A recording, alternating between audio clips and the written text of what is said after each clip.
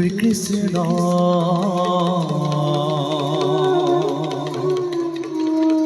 স্বকাঞ্চা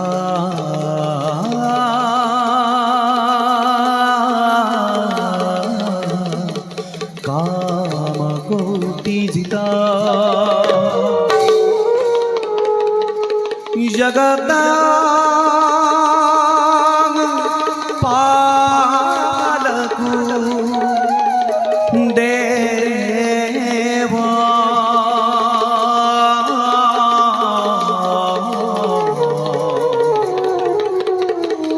সাধু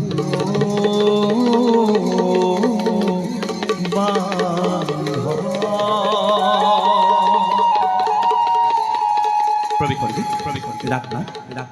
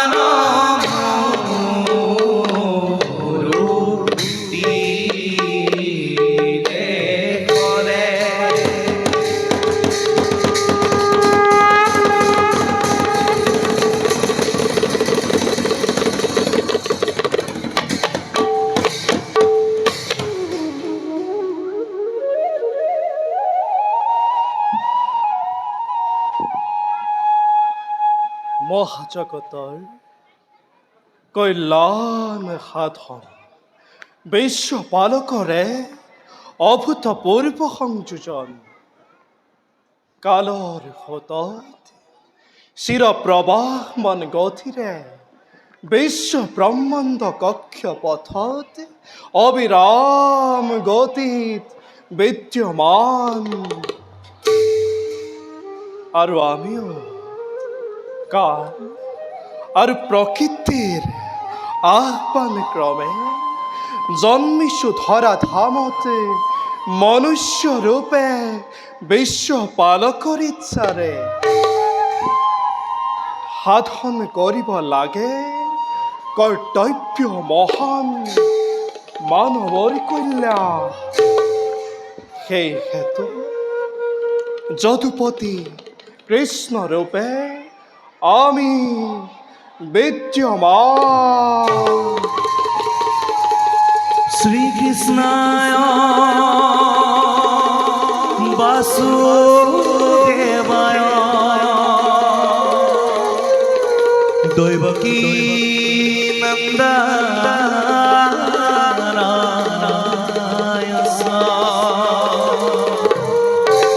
নন্দগোপ কুমারায় গোবিন্দায়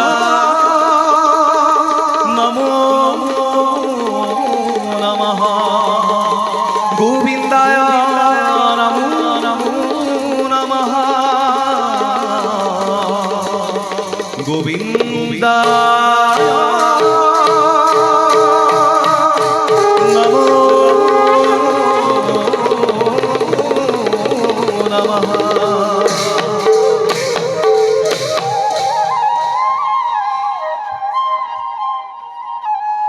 এফালে যদুকুলৰ কৰ্তব্য প্ৰধান আৰু অন্য হাতে এক ভীষণ সমৰৰ আগজাননী।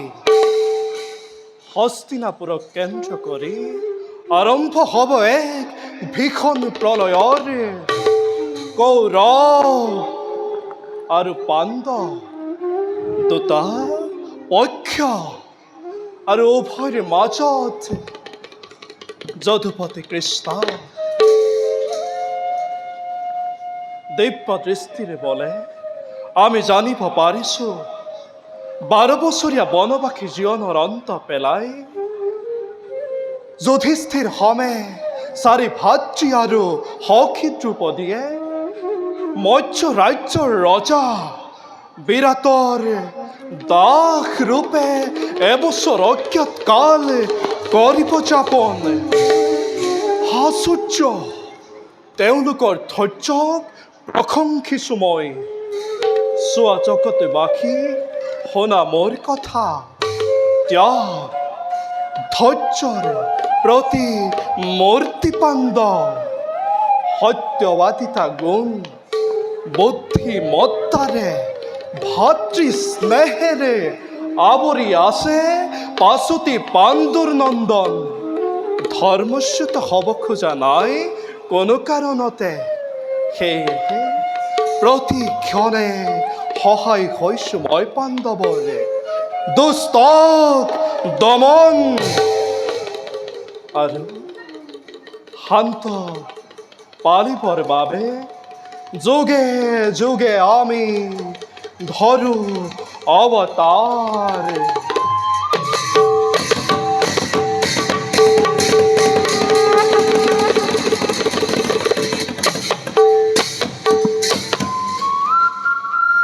ভক্তাধীন ভগবান আমি নররূপী নারায়ণ।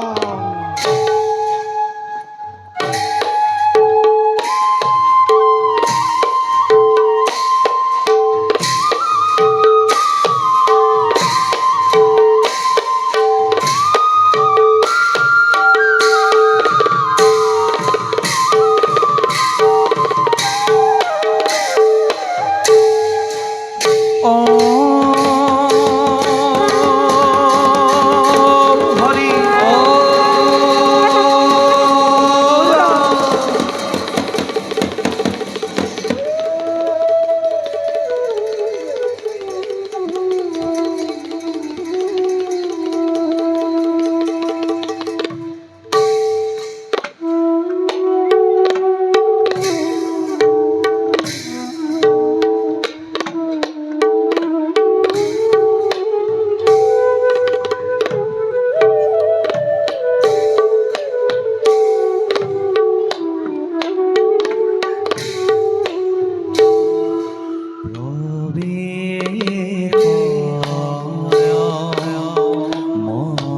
মৎস্যরাজ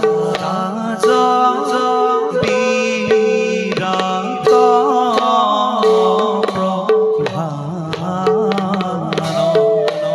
আরে পুত্র পারি খদ সঙ্গে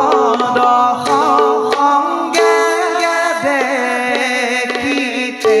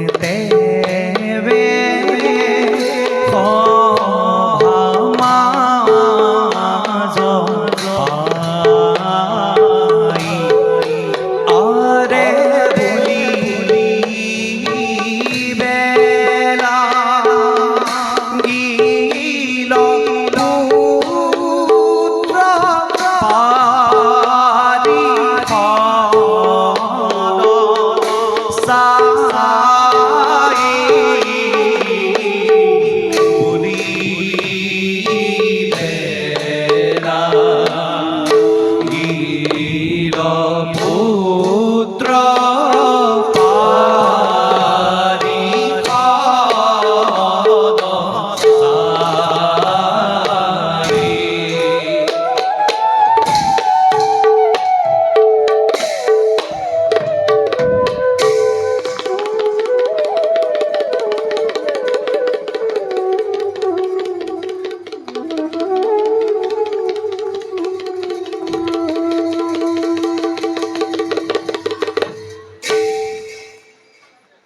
পত্য উত্তর পিতা আর পারিখত কঙ্ক মহোদয় মহারাজ আজি মহা আনন্দিত এই মৎস্যরাজ বিরাট মহারাজ কি অজানি মহোদয় মহারাজ অতি সৌভাগ্যৰ বলে লাভ কৰি আপোনাৰ দৰে বিদ্যানৰ সং লভিছো অশেষ তৃপ্তি হৃদয়ৰ কোনোবা কোনো মোৰ শত ধন্যবাদ গ্ৰহণ কৰকে কঙ্ক মহোদয় মহাৰাজ আপোনাৰে ধন্যবাদ মই আদৰেৰে কৰিলো গ্ৰহণ মোৰো আজি অশেষ তৃপ্তি মহাৰাজৰ সাক্ষাতে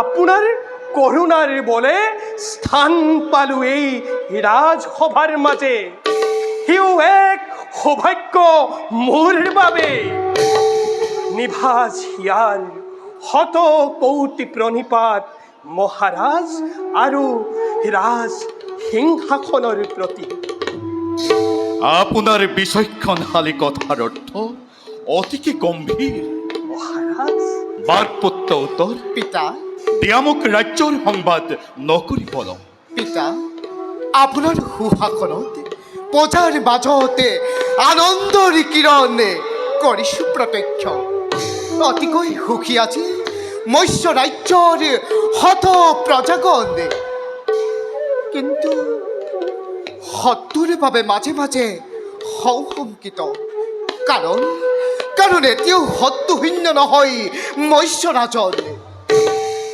ৰাজ্যৰ শত্ৰু থকাটো একেবাৰে স্বাভাৱিক পুত্ৰ পিতা আমাৰ কৰ্তব্য মাত্ৰ প্ৰজাক শত্ৰুৰ কবলৰ পৰা ৰক্ষা কৰা আৰু অন্ন জলৰ অভাৱ নোহোৱাকৈ একে সুস্থিৰ পৰিৱেশ গঢ়ি তোলা সেয়েহে এই বিষয়ে নকৰো চিন্তা মই আছে মোৰ যোগ্য সেনাপতি কৃষক মৎস্য ৰাজ্যৰ বাবে অতি যোগ্যজন মহাবীৰ মহাপৰাক্ৰমী আৰু তুমি মোৰ পুত্ৰ উত্তৰ পিতা মৎস্য ৰাজ্যৰ ভাবি অধীশ্য পিতা নে কি কয় কঙ্ক মহোদয় মহাৰাজ যোগ্য পুত্ৰ আপোনাৰ উত্তৰ যুৱৰাজ মহোদয় যোগ্য সেনাপতি আপোনাৰ কৃষক মহাপৰাক্ৰমী কিন্তু পাৰিষদ স্বৰূপে দিও এক সমিধান প্ৰত্যেক মুহূৰ্ততে সাজু হৈ থাকিব লাগে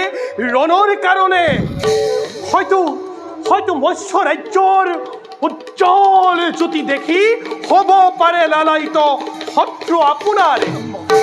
সেয়েহে ৰক্ষা কৰিবৰ বাবে আপোন প্ৰজাক সাজু হৈ থকা বুদ্ধিমানৰ কাম।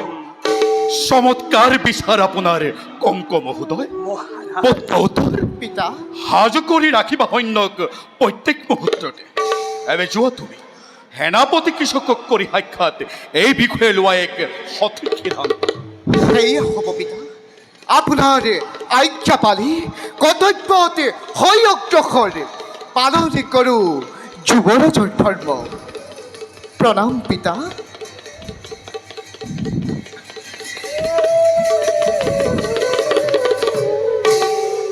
কল্যাণ হোক। তাৰ কথা ভাবি কেতিয়াবা হতভম্ব হৈ চাই ৰওঁ তাৰ মুখলৈ। উত্তৰনো কেতিয়া ডাঙৰ হ'ল গমকে নাপালো। এৰা মহাৰাজ, যুৱৰাজ উত্তৰলৈ কৰিলে প্ৰত্যক্ষ। মনত পৰে মোৰ নিজ পুত্ৰলৈ। মন যায় হেঁপাহেৰে পুত্ৰ বুলি বুকুৰ মাজত সাৱটি ল'বলৈ। কিন্তু আজি সেই সৌভাগ্যৰ পৰাও বঞ্চিত এই অনুতপ্ত পিতৃ। আপুনি দেখোন পুত্ৰৰ হুকত একেবাৰে ভাগি পৰিল। কংক মহোদয়, কংক মহোদয়। মহাৰাজ, কিবা যেন শত সহস্ৰ প্ৰশ্নই মোক ধৰিছে আগুৰি। কওকচোন মহোদয়, আপোনাৰ অতীতৰ জীৱন কাহিনী। জীৱন কাহিনী শুনাৰ নহয় এয়া উপযুক্ত ক্ষণ। মাত্ৰ ৰহস্যৰে আৱৰা এক নিৰ্মম অতীত। জানি লওক মহাৰাজ, এই সকলোবোৰ কৰ্মৰ ফল। জীৱনৰ জটিল পাক চক্ৰত দুৰ্ভগীয়া হোৱা এজন মানৱ মাত্ৰ মই। কিন্তু মহাৰাজ, এতিয়া আপোনাৰ সংগে পাহৰাই পেলাইছো জটিলতা মোৰ। সেয়েহে ভাষা ক্ৰিয়া কৰি আপোনাৰ সমে কটাব বিচাৰো প্ৰায়ে মধুৰ সময়। আপোনাৰ ৰহস্যৰে ভৰা অতীতে ৰহস্যাম্বিত কৰিছে মন মস্তিষ্ক মোৰ। মহাৰাজ, তথাপিতো আপোনাৰ নিদাৰুণ অতীতৰ কাহিনী শ্ৰৱণ কৰিবৰ বাবে অধীৰ আগ্ৰহেৰে বাট চাই ৰ'ব এই মৎস্যৰাজ। মহাৰাজ, এবে যাওঁ বলক ৰংগশালাৰ দিকে। আপোনাৰ সমে প্ৰাসাক্ৰিয়া কৰি ৰংগ মনে পাতলাও আপোনাৰ মনৰ দুখ। বলক মহাৰাজ।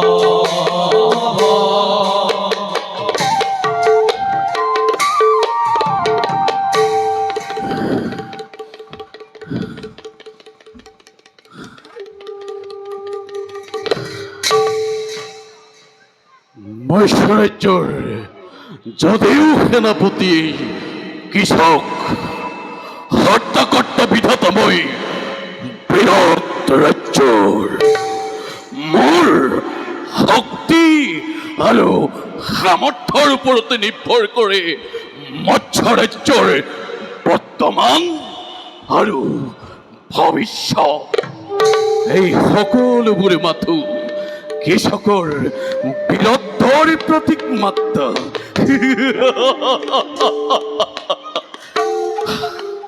উচ্চাকাংক্ষী কৃষক কিন্তু হোৱা নাই সন্তোষিত এতিয়াও।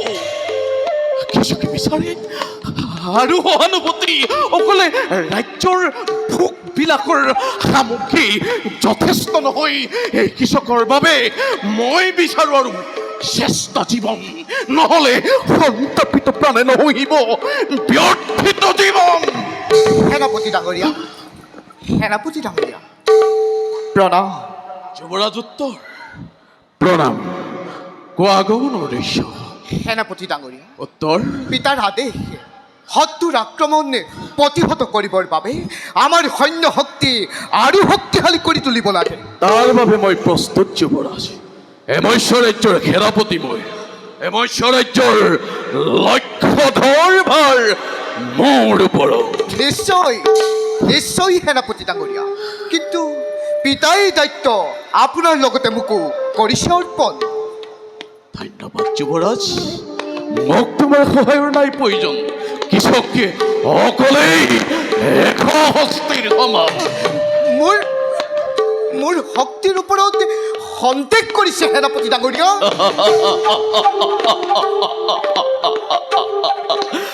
সন্দেহ কৰিবলৈ কি আছে যুৱৰাজ? নিজ গৌৰৱতী গৌৰৱান্বিত এই কৃষক অৱশ্যে ইচ্ছা কৰিলে শক্তি প্ৰদৰ্শন কৰিব পাৰা তুমি মোৰ ওচৰত। বেশ, সেয়ে হওকে ধৰা অস্ত্ৰ প্ৰত্যক্ষ কৰা উত্তৰৰ বীৰত্ব। সাজু হোৱা যুৱৰাজ।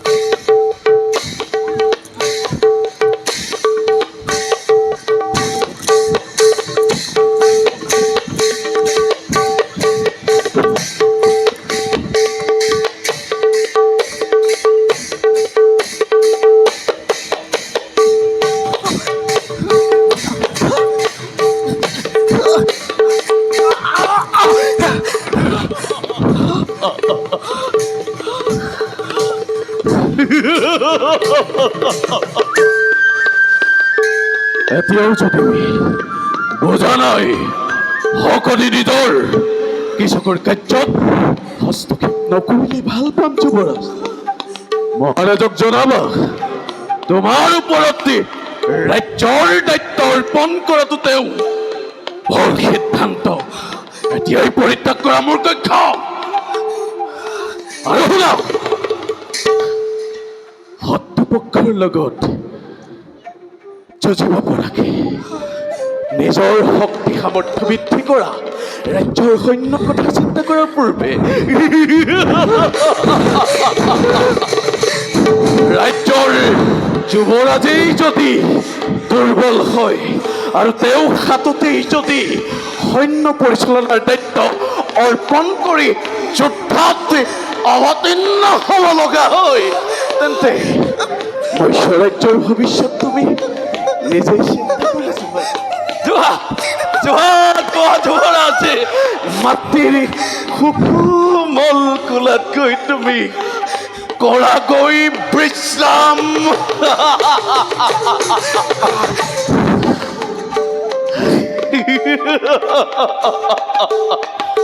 নিজৰ উচ্চ সহানুভূতিৰ বাবে কৃষকে কৰি যাব নিজৰ কৰ্তব্য।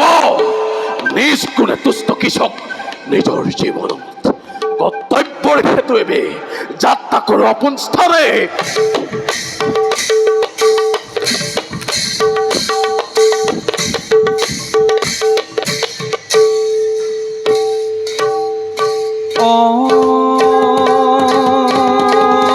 হৰি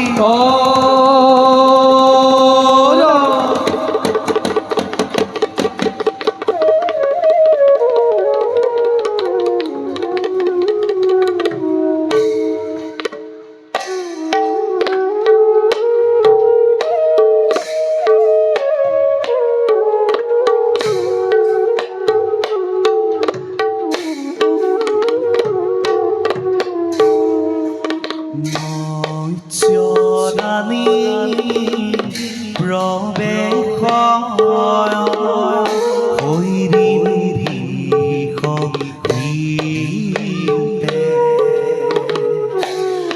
মনতাৰ বিচলিত বদন দেখিতে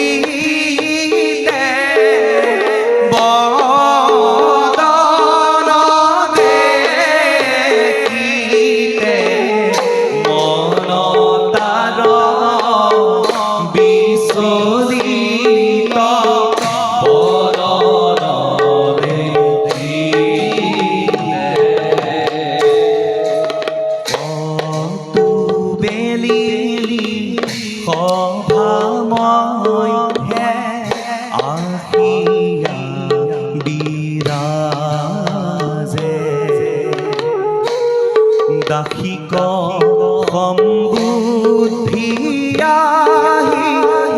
বুলিলা নিজে বুলিলা নিজে দাসিক সম্বুদ্ধিয়াহি বুলিলা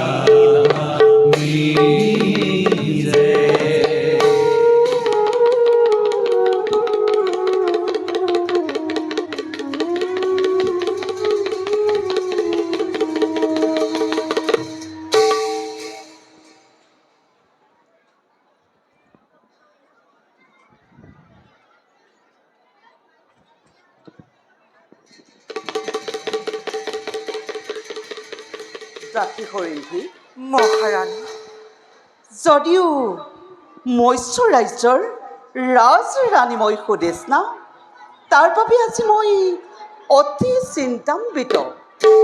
ইয়াৰ কাৰণ মহাৰাণী, তই মই মহাৰাণী যেদিন পৰ্যন্ত আপোনাৰ পৰিচৰ্যা দাসীৰূপে আপোনাৰ দাসত্ব কৰিছোঁ গ্ৰহণ কৰা নাই কোনো কাৰ্য বিনা অনুমতি।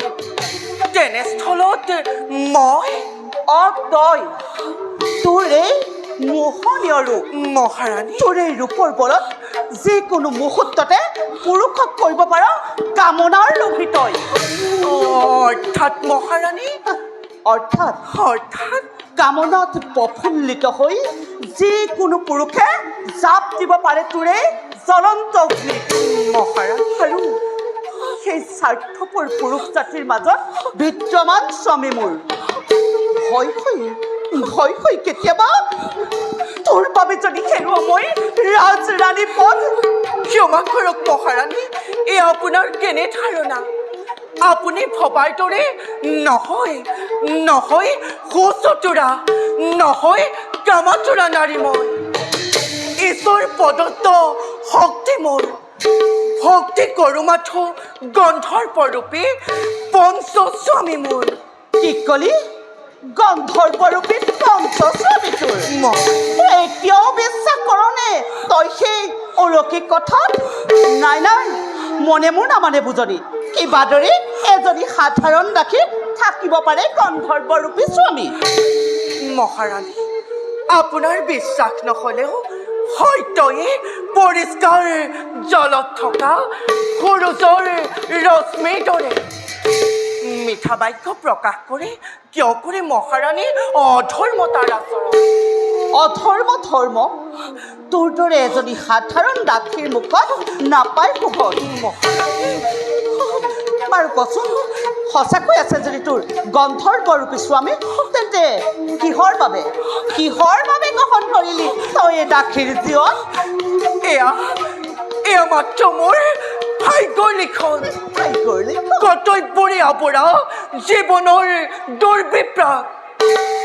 লক্ষ্যভ্ৰষ্ট নহ কদাপি সুস্থিৰ চিন্তন। বাৰে বাৰে দাসী এনে অদ্ভুত আচৰণ মোৰ অন্তৰাত্মাই নকৰে গ্ৰহণ, মোৰ অন্তৰাত্মাই নকৰে গ্ৰহণ। আঁতৰ হ দাসী, তই মোৰ সন্মুখৰ পৰা আঁতৰ হ। ভাল মহাৰাণী।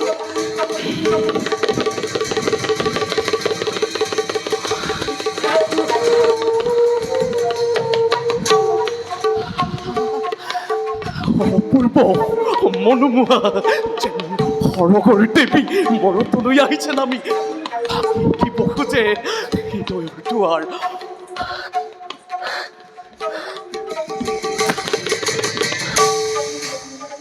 প্ৰণাম মহাৰাণী। ভাতৃ কৃষক, তুমি কেতিয়া আহিলা? মই দেখোন গমকে নাপালো। সকলো প্ৰশ্নৰ উত্তৰ দিম তোমাক। তুমি মোক প্ৰথমতে কোৱা, এইমাত্ৰ যে তোমাৰ কক্ষৰ পৰা এগৰাকী সুন্দৰী ওলাই গ'ল, তেওঁ কোন? তাই এজনী দাসী। দাসী? তোমাৰ দাসী ইমান সৌন্দৰ্যৰ অধিকাৰী, এই যে অসহনীয় ভক্তি। সেইজনী দাসীৰ বাবে তোৰ সেয়া আচৰণ? যাৰ এটা দৰ্শনত মন প্ৰাণ পুলকিত হোৱা কিশোৰ কেনেদৰে সহ্য কৰিব পাৰোঁ মই তেওঁ দাসিত্ব জীৱন। দাসীৰ প্ৰতি প্ৰেম ভাৱ? তই ভুল কৰিছ কৃষক, তই ভুল কৰিছ। শুদ্ধ ধাৰণা এতিয়াও বিদ্যমান কৃষকৰ হীৰত। কৃষক, মৎস্য ৰাজ্যৰ প্ৰধান সেনাপতিৰ মুখত এনে তুচ্ছ প্ৰেম ভাৱ নহয় শোভন। অগ্নি বুলি সহিছো তোমাৰ এনে বচন। কৃষক, মোৰ কাৰ্যত তুমি নকৰিবা বাধা আচৰণ। কৃষক, উচ্চাকাংক্ষী কৃষকে যেতিয়া কিবা এটা কামলৈ মন মেলে, সেই কাম সম্পন্ন নোহোৱা পৰ্যন্ত ক্ষান্ত নাথাকে। আজিৰ পৰা সেই সুন্দৰীৰ ওপৰত মই দৃষ্টি কৰিম নিক্ষেপ। কৃষক, তোমাৰ কৰ্ম হ'ল সেই সুন্দৰীক মোৰ কৰাত সহায় কৰা। কৃষক, মই এতিয়া আহিলো ভগ্নী। কৃষক,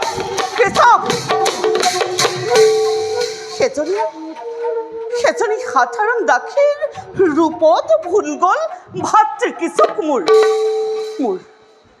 মোৰ অনুমান কি সত্য হ'ব নেকি? সঁচাকৈ হেৰুৱাব লাগিব নেকি মই মোৰ সোণৰ সংসাৰ? নাই ৰাজৰাণী, মই নিশ্চয় কৰিম যথোচিত উপায়। অকালতে মৰখিবলৈ নিদিওঁ মই মোৰ সোণৰ সংসাৰ।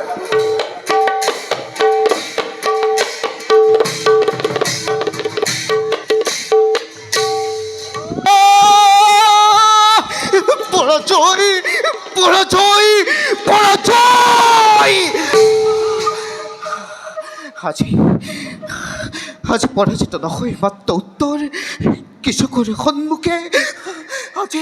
আজি পৰাজিত উত্তৰৰ আত্মগৌৰৱৰে, আজি পৰাজিত উত্তৰৰ স্বাভিমানৰে, আজি পৰাজিত উত্তৰৰ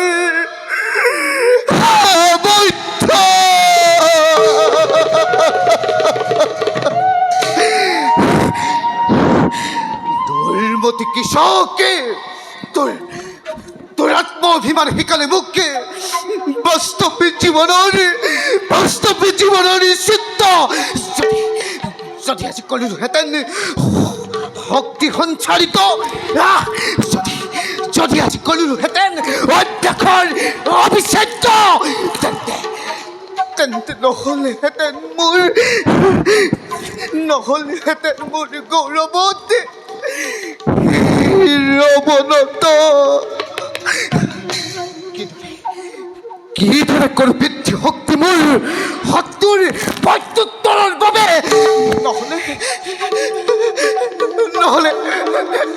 নহলে সদায় ভীৰুতাৰ লৈ বৰণ কৰিব লাগিব ৰাজসিংহাসন পালন। পুত্ৰ পুত্ৰ উত্তৰ কি হৈছে তোৰ? কিয় তই কান্দিছ এইদৰে? ক শুন ক। নাচাব মাতৃমুখ পুত্ৰ উত্তৰৰ আজি ক্লান্ত উত্তৰ অতিকে। কি হৈছে নকওঁ কিয়? সেনেদৰে কৰি আচৰণ কষ্ট নিদিবি তই মাতৃৰ মনত। বাচ্ছা, কি হৈছে তোৰ?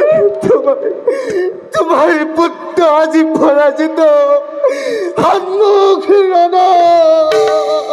পৰাজিত? কিন্তু কাৰ লগত? সেনাপতি কৃষকৰ লগত। কিন্তু সেনাপতি হবে হোৱা পৰাজয়ে শিকালে জীৱনৰ দুৰ্বলতা মোক।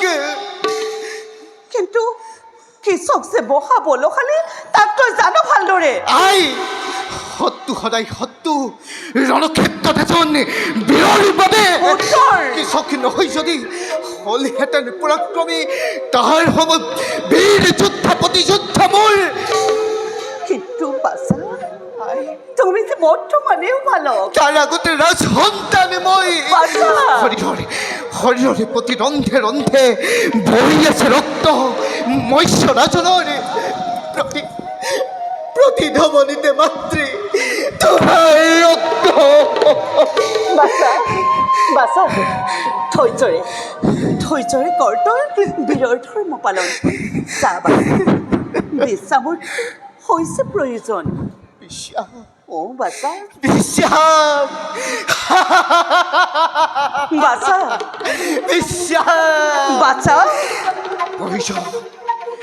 প্ৰয়োজনে মাতৃ নিশ্চয় লক্ষ্য স্থানৰ নহয় ক্ষণ মোৰ মত বিশ্বামৰ। আশীৰ্বাদ কৰিবা আশীৰ্বাদ কৰিবা যাতে পাওঁ সেই ক্ষণ। নহলে নহহিব প্ৰাণে মোৰ অপমান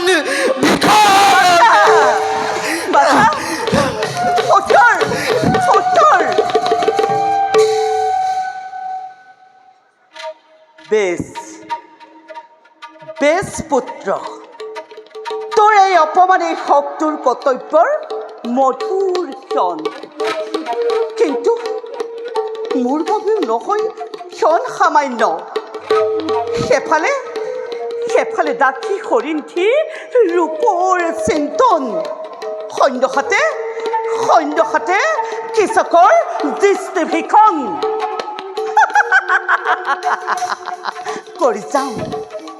কৰি যাম কৰ্তব্য মই অতি সযত্নে। বেছ কৃষকৰ পক্ষে পথাও ৰাখি এটিক্ষণে নকৰি পলম। কৃষকেই কৰিব মোৰ চিন্তা নিবাৰণ। যদি এবাৰ নাথিক কৰিব পাৰোঁ বশীভূত আনন্দ মনেৰে কৰি মই জীৱন যাপন। জগতে দেখক এই সুদেশ নাও নহয় সামান্য।